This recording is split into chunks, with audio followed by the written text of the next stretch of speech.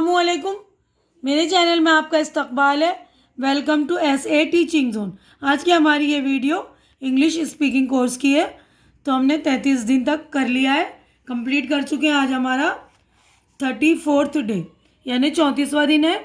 तो इसमें टॉपिक हमारा वक्त है, टाइम। यानी हम इससे पहले जो वीडियो बना रहे हैं, हमने ग्रामर वगैरह की वीडियो बनाई थी।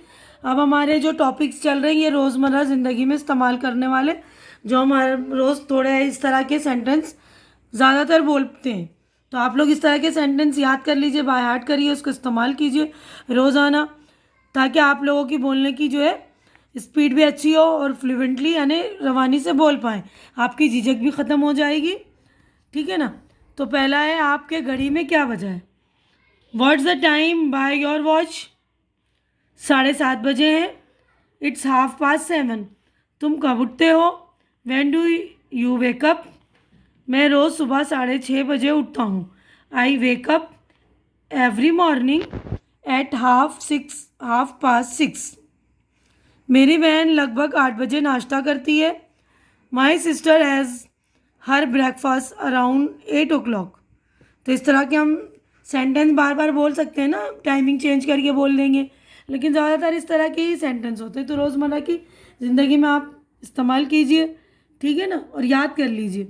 याद करेंगे तो आपको जो है कॉन्फिडेंस बढ़ जाएगा और बोलने का जो है तरीका भी आ जाएगा और रवानी से आप बोल पाएंगे, ठीक है ना। अब आगे बढ़ते हैं हम। टीचर स्कूल कब पहुंचती है। When does the teacher come to school. 9 बजे से थोड़ा पहले। A little before 9। इसके स्कूल में पढ़ाई कब ख़त्म होती है। When are the classes over in her school. 3:15 बजे। अ 3:15। आप रात का खाना कब खाते हैं। When do you have your dinner. 7:30 बजे। एट 7:30। मैं घर 3:45 बजे पहुंचता हूँ। I reach home at 4:45।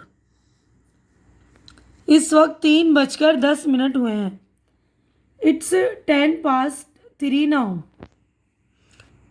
इस वक्त 3:10 हुए हैं।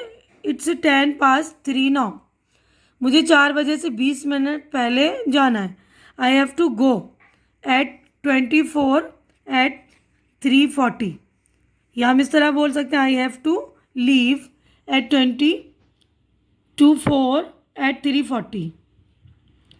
आपके वालिद साहब रात को घर में कितने बजे आ जाते हैं। Father usually. अच्छा, ये by what time does your father usually come home every night. यानी यूजुअली यानी अक्सर, ज़्यादातर कब आते हैं, है ना। वो अपने दफ्तर से कितने बजे छुट्टी करते हैं। At what time does he leave his office. वो अपने दफ्तर से 5 बजे छुट्टी कर लेते हैं। He leave his office at 5 o'clock। या he leaves his office by 5 o'clock। आज क्या तारीख़ है। What's the date today. आज 15 मई है। आज 15 मई 2003 है। यहाँ लिखा है इट इज़ 15th May 2003। तुम्हारा यौम पैदाइश कब होता है। When is your birthday. जनाब मैं नहीं जानता। I don't know sir. तो आगे बढ़ते हैं हम। देखिए इस तरह के जुमले हम बार बार बोलते हैं रोज़ाना की ज़िंदगी में। तो आप देखिए, मेरी घड़ी रोज़ 10 मिनट आगे हो जाती है। My watch gains 2 minutes daily. यहाँ लिखा है मेरी घड़ी रोज़ 2 मिनट आगे हो जाती है, 2 मिनट्स डेली। आपका अपने वक्त का पूरा फ़ायदा उठाओ। Make the best use of your time. अब इसे वक्त की कीमत पता लग गई है। नाउ ही वैल्यूज़ पंक्चुअलिटी या टाइम। हम बोलेंगे नाउ ही वैल्यूज़ पंक्चुअलिटी या now he values time. Now he knows the importance of time. हम बोलते हैं ना, ये वक्त की अहमियत समझ गया या जानता है। इम्पोर्टेंस यानी अहमियत, नोज़ यानी जानना, यानी कि अब वो अपने वक्त की अहमियत जानता है। वो अपना वक्त बर्बाद करता है। ही वेस्टेज इज़ टाइम। वेस्ट यानी टाइम बर्बाद करना, है ना। वो एक एक मिनट का पाबंद है। ही या शी बोलेंगे, लड़की है तो शी बोलेगी, लड़का मतलब लड़के के लिए हम बोलेंगे तो he is punctual to the minutes. वो कितनी तेज़ी से गुजरता है, हाउ टाइम फ्लाइज। मेरी घड़ी टूट गई, माई वॉच हैज़ ब्रोकन। उठने का वक्त हो गया, it's time to wake up. इसे देर नहीं हुई है, he is quite in time, he isn't late. इसे देर नहीं हुई ना, बोलेंगे ही इज़ंट लेट, या वो टाइम पर है, he is quite in time. वो ठीक वक्त पर आ गया, he came at the right time.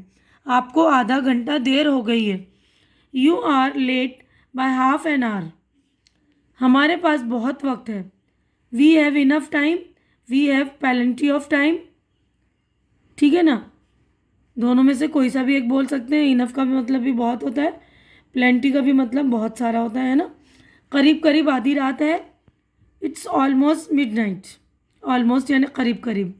आप बिल्कुल वक्त से आ गए हैं, हम बहुत जल्दी आ गए हैं, we are too early.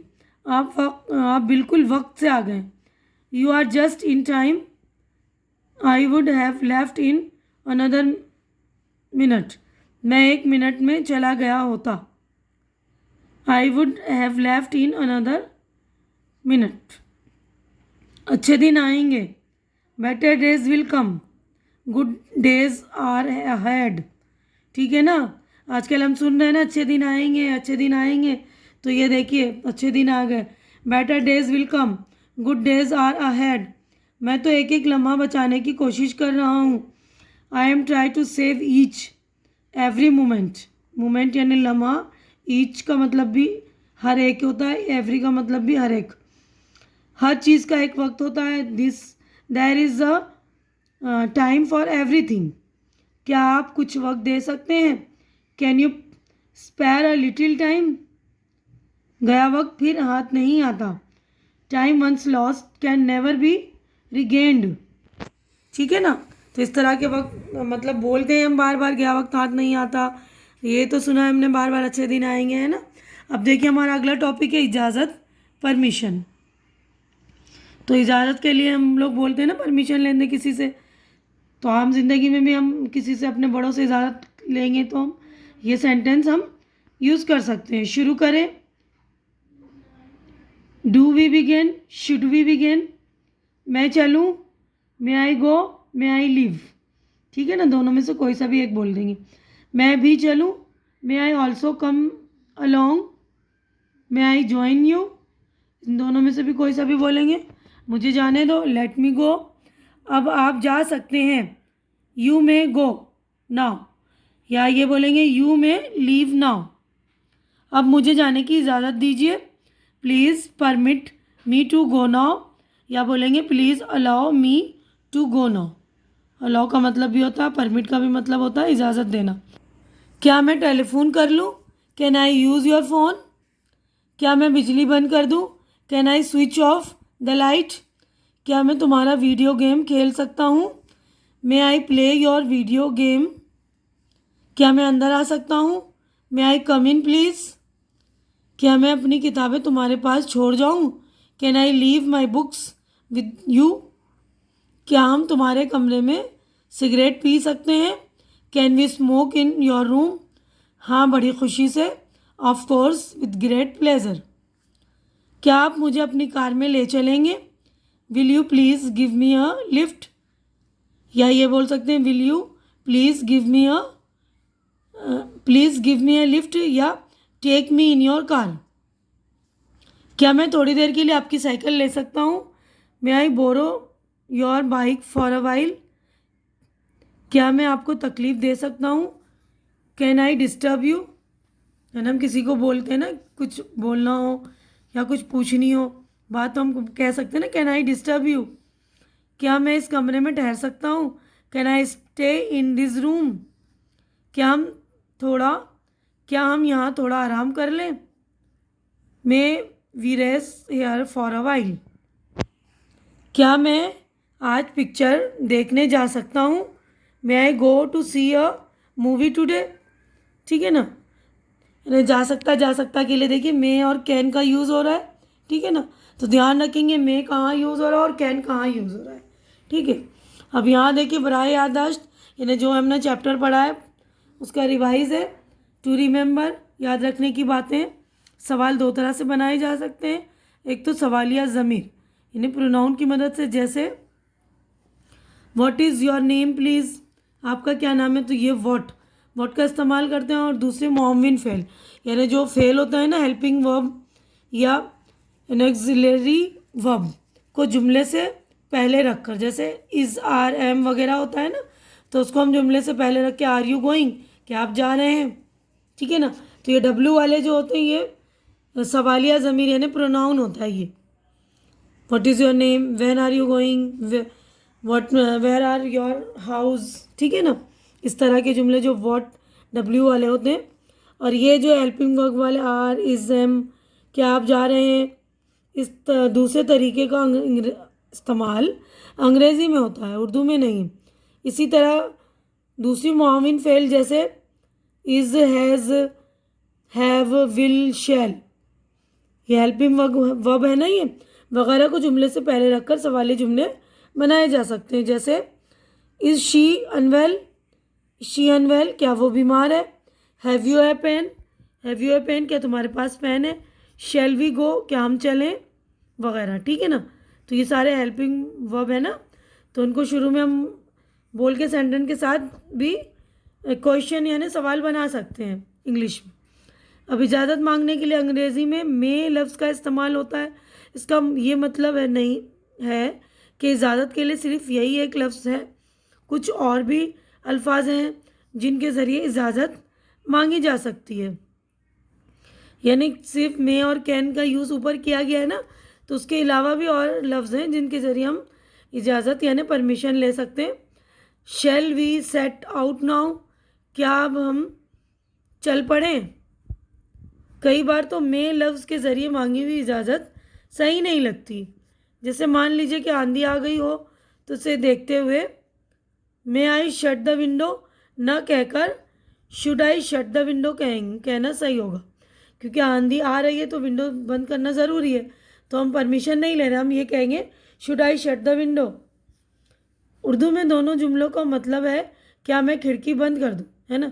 Urdu में दोनों जुमलों का मतलब यही है कि मैं खिड़की बंद कर दूँ, है ना। लेकिन इंग्लिश में हम मैं नहीं कह सकते, आंधी आ रही तो हम शुड कहेंगे, should I shut the window. यानी जहाँ पर कुछ चीज़ें हैं कि हाँ ज़रूर ये बंद करना ज़रूरी है, कुछ करना ज़रूरी होता है, शुड का यूज़ होता है, ठीक है ना। तो आप लोग भी ध्यान रखिएगा इन बातों का, जो हम पढ़ रहे हैं सेंटेंस वगैरह, तो उसको आप रिवाइज़ कीजिए बार बार, ताकि आप लोगों के सेंटेंस जो है बाय हार्ट हो जाएं और आप लोगों को यूज़ करने में आसानी हो जाए, झिझक भी आपकी ख़त्म होगी, ताकि बोल भी अच्छी तरह से पाएंगे, आप लोग फ्लुएंटली बोल पाएंगे। तो आप लोग बाय हार्ट कर लीजिए सारे सेंटेंस जो है, बार बार उसको रिपीट कीजिए, मश्क कीजिए। उम्मीद करती हूँ कि मेरी वीडियो आप लोगों को अच्छी लग रही होगी। अच्छी लग रही तो इसे शेयर कीजिए ज़्यादा से ज़्यादा, ताकि जो ज़रूरतमंद हो, जिनकी इंग्लिश थोड़ी वीक हो, तो उनकी इंग्लिश भी अच्छी हो सके। और जो इंग्लिश सीखना चाह रहे हैं तो प्लेलिस्ट में आप लोग मेरे शुरू से वीडियो देखिए, और आप लोग मेरे चैनल को सब्सक्राइब करके मेरी हौसला अफजाई कीजिए। हमारी अगली मुलाकात अगली वीडियो में होगी। तब तक के लिए आप लोग अपना ख्याल रखिए, मुझे दुआओं में याद रखिए। तब तक के लिए अल्लाह हाफिज़।